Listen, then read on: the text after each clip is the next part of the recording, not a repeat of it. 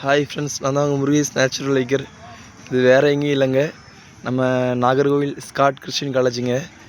ஒரு எக்ஸாமுக்காக வந்தேன். பார்க்கும்போது ரொம்ப பியூட்டிஃபுல்லாக இருக்குது.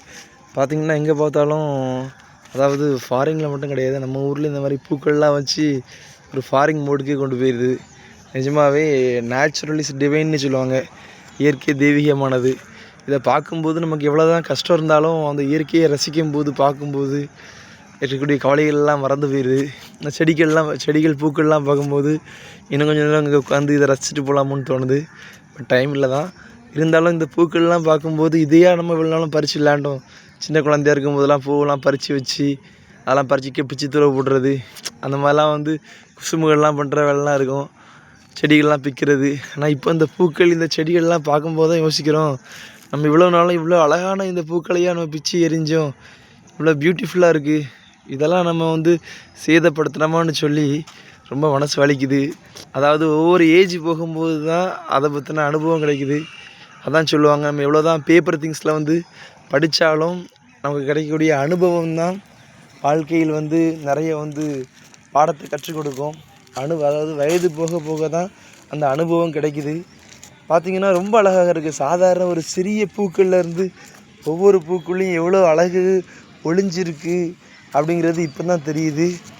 பரவாயில்ல, ரொம்ப இயற்கையான இந்த அழகெல்லாம் ரசிக்காமல் இவ்வளவு நாட்களையும் நம்ம வீணாக கழிச்சிட்டோமேன்னு சொல்லி இப்போ தெரியுது. ஆனால் இனி வரக்கூடிய நாட்களையும் கண்டிப்பாக அழகை ரசிக்காமல், இதெல்லாம் இயற்கையெல்லாம் ரசிக்காமல் லைஃப்பை வேஸ்ட் பண்ணுறதா ஐடியாவே இல்லை. நீங்களும் வாழ்க்கையை ரசித்து வாழுங்க. ஏன்னா நான் ஏற்கனவே சொன்னது தான், இந்த நொடி கூட நிரந்தரம் இல்லாதது. எப்போ என்ன ஆகும்னு சொல்லி யாராலையும் ப்ரெடிக்ட் பண்ண முடியாது, கணிக்க முடியாது. அதனால் கிடச்சிருக்க லைஃப்பை ரொம்ப பியூட்டிஃபுல்லாக ரசித்து வாழுவோம். எங்கேயும் அவசரப்பட்டு போய் ஒன்றும் கொண்டு போக போகிறதில்ல. அதனால் வாழும்போதே சந்தோஷமாக வாழ்ந்துட்டு போயிடுவோம். திரும்ப முடியாத சமயத்தில் நம்ம அதை பற்றி யோசித்து ஒன்றும் இல்லை.